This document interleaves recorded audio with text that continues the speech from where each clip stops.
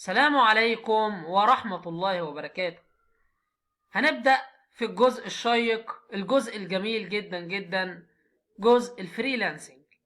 يعني ايه فريلانسنج؟ الفريلانسنج وهو العمل الحر. يعني انت حر نفسك، من اسمها كده، شغل حر. انت مش شغال عند حد، انت مش شغال في شركة وليك مديرين. يعني بالعربي كده زي ما بيقولوا، انت مدير نفسك، انت مدير شغلك.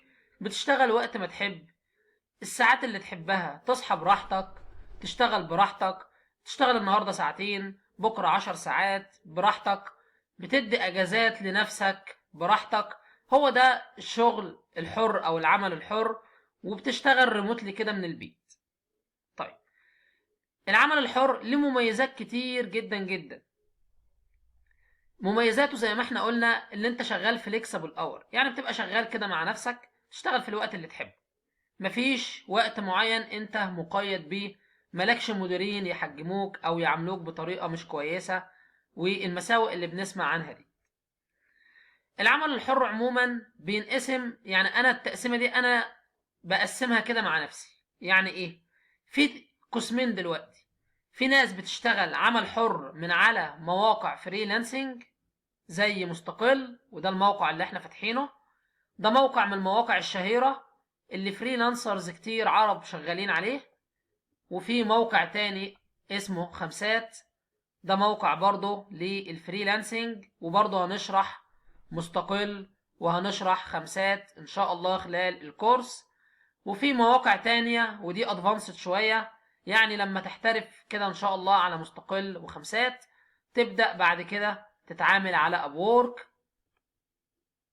وتبدأ تتعامل على فريلانس. يبقى انا عندي هنا المواقع العربي مستقل وخمسات، المواقع الاجنبيه ابورك، فريلانسر، بيبول بير اور. ومش دول وبس، في مواقع كتير جدا جدا للعمل الحر وللفريلانسنج. وطبعا المواقع ديت مش بتبقى للمبرمجين بس، بتبقى لمصممين الجرافيك، بتبقى لاي شغل عموما يقدر الشخص يشتغل بيه عن بعد. تسويق الكتروني، جرافيك ديزاين، كتابة مقالات، ترجمة، وهكذا. طيب، ده الجزء الاولاني اللي هو الجزء عن طريق المواقع. في جزء تاني مهم جدا جدا ومش عايزك تتجاهله لانه في قمة الاهمية. الجزء ده النتورك بتاعتك، علاقاتك، شبكة علاقاتك. بيجي لي انا شغل كتير جدا من اصدقائي. صديق ليا عارفني، حد عملت له شغل قبل كده وبعت لي عميل تاني. فهو مش بيبقى جاي عن طريق، يعني العميل ده مش بيبقى جاي عن طريق موقع، بيبقى جاي عن طريق السمعة، الريبيتيشن، ان انت سمعتك في السوق كويسة. وبالتالي بيجي لك عملاء كده فجأة، تلاقي عميل بيكلمك: انا محتاجك تنفذ لي المشروع الفلاني. ده جه منين؟ إيه؟ جاي عن طريق العلاقات. سأل صديق مثلا ليك اشتغلت معاه في مشروع قبل كده. المهم انه جاي عن طريق النتورك وعن طريق العلاقات.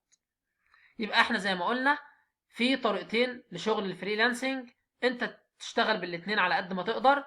اولا ممكن عن طريق مواقع الفريلانسرز زي مستقل، خمسات، ابورك، فريلانس، بيبل بالاور، وغيرهم من المواقع.